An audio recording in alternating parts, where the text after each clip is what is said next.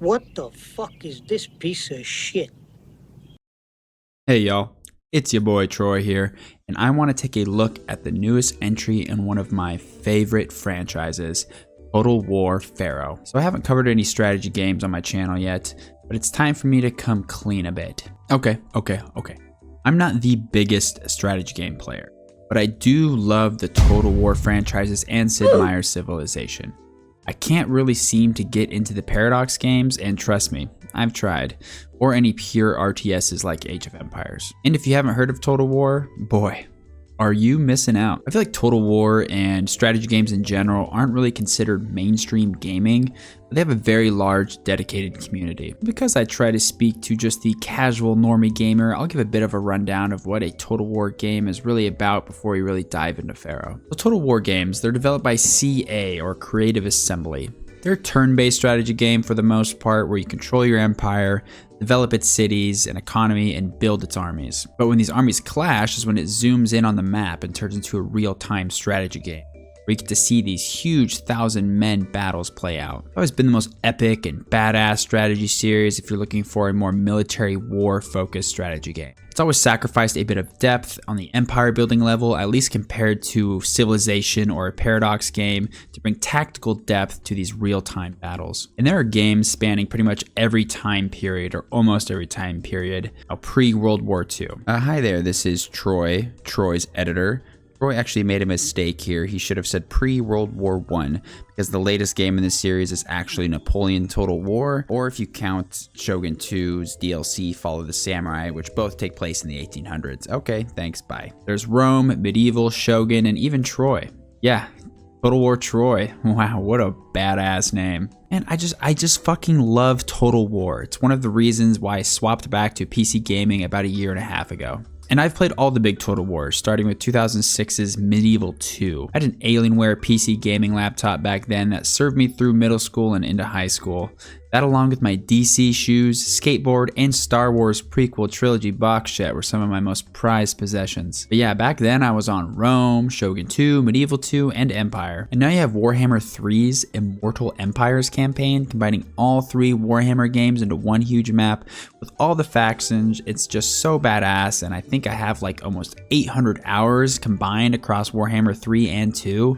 One of my favorite game series of all time. However, the new historical titles like Troy and Three Kingdoms were both much more fantastical, focusing on characters in a specific time rather than empires over a whole period, a bit more limited in scope. And the Total War community, including myself, have been itching for a new historical title that really dives back into that big, epic, grand feeling. When I heard about Total War Pharaoh being that next historical Total War title, I was admittedly a little excited. It looked to take a lot of what Troy did well and blow it up to a full-fledged Bronze Age Total War game. And you know, the Bronze Age isn't the most riveting historical period, but it has some cool parts like ancient Egypt and the Sea People. And it was also being developed by CA Sophia, the studio behind Troy and some banger DLCs for Rome 2. And you know, I thought, hey, this could make for a cool Total War title. I am excited for this. And boy, Pharaoh, this release has been a fucking disaster. Numbers are in the shitter, and no one seems to be playing this game. Pharaoh has flopped big time. Is Total War Pharaoh worth it? Let's dive on in.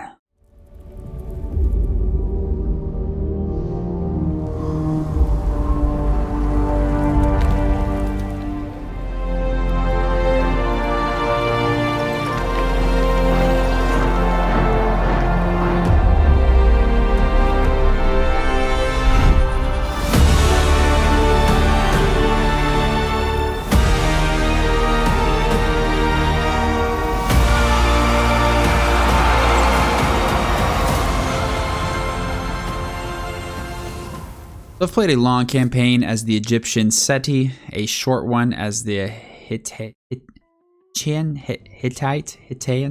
know how to say that, Hittite, Harunta, and a bit as the Canaanite Irsu. I've got just over 40 hours in the game. And I'll be straight up, Pharaoh is a huge letdown for me. You know, I wasn't expecting much, but I was hopeful CA Sophia might come through and surprise me, but unfortunately they did not. Now, this is not because the game is bad per se. I think at the core of it is actually pretty decent. Technically, the game is great. The graphics are pretty good on the campaign map and in battles. Although I think some units close up might lack in some detail compared to other titles, specifically Warhammer 3. This could just be the fact that they're, dressed in like robes and stuff like that compared to Warhammer 3's crazy ass armor. The campaign map in particular is very pretty to look at and doesn't suffer much from frame rate dips like in Warhammer 3, at least that's my experience. And the sound design with armies clashing is still badass, and soldiers will call more things out now, or such as a flank or a rout. This is the day you die. The pathetic whining of a cornered animal. Victory awaits. This gives you a really organic battlefield awareness and presence. And I really only encountered a handful of bugs or broken systems that weren't working correctly, like one of my Pharaoh powers was just glitched. But no, this game is technically good. This game is a huge flop, mostly because CA is not giving their community what they want. Most of the player base is not your casual players hopping in for an hour or two, but rather veterans, people who love the older titles. People who have hundreds or even thousands of hours across Total War titles. But it's like they keep trying to push this title to a mainstream audiences by kind of dumbing down or just straight up scrapping complex systems such as the family tree and agents. And yeah, here in Pharaoh, the main focus is controlling a singular character's faction who is shockingly immortal. This is similar to Three Kingdoms, where you had the romance mode, but in Three Kingdoms it made sense because it was showing the embellishments of the Three Kingdoms era in China. It was derived on a written story. And the same thing made sense with Troy. Made sense because the character focus, as it was also about a written story. Now this is ancient Egypt and Hittite? I don't fucking know. Hottie? Damn, she a hottie. Sure, there are some historical figures, but why they went this route really baffles me. Beyond just they want to appeal more mainstream. I miss the old family and the clan systems. This was so much more immersive, and when you had a general like super decked out, he was your heir, and then he just dies heroically on the battlefield, like that was super immersive. And speaking of Egypt and Hottie, I'm saying that wrong.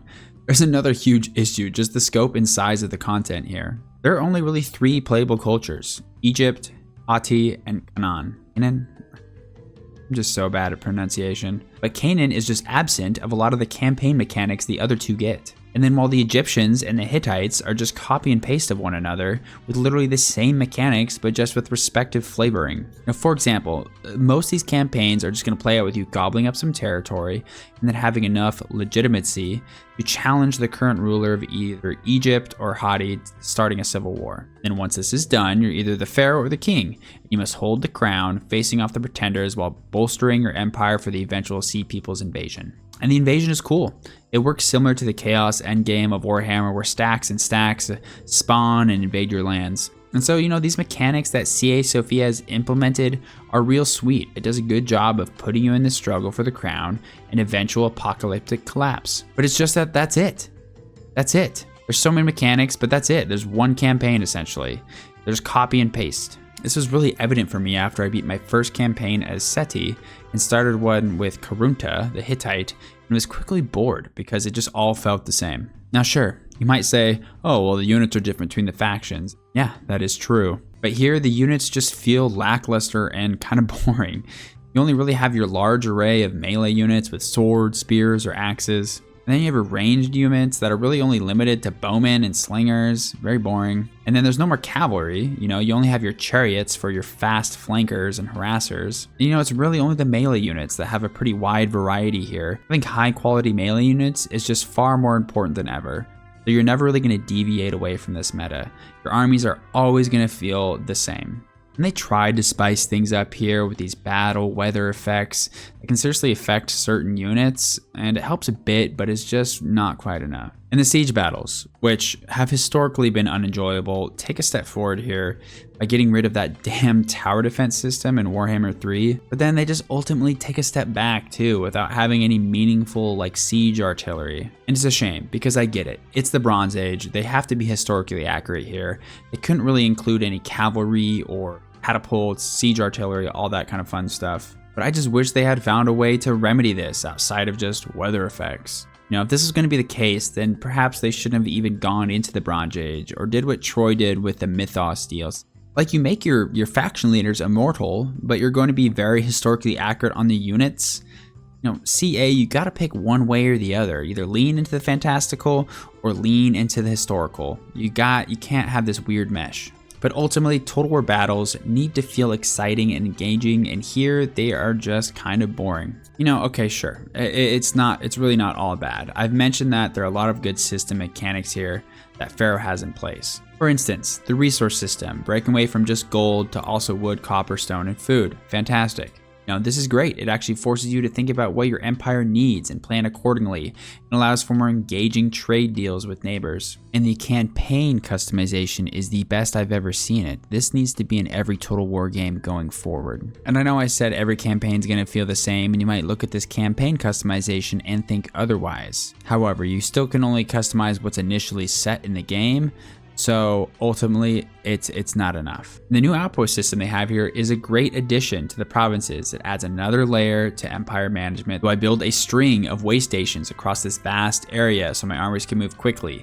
Do I place a fort on a strategic border position? And you know, there's a few other small mechanics or quality of life improvements that I could mention, but my point being is that the game, it has solid mechanics, and it includes all of the quality of life improvements that CA has kind of developed over the years, and that I really hope that they take a lot of what they've done here into the next Total War titles. And the biggest thing here is they could have gotten away with Pharaoh if they just hadn't marketed it. Marketed. You see, the biggest problem here is that they could have gotten away with Pharaoh if they hadn't pushed it as the next full-fledged historical title, and they priced it as one.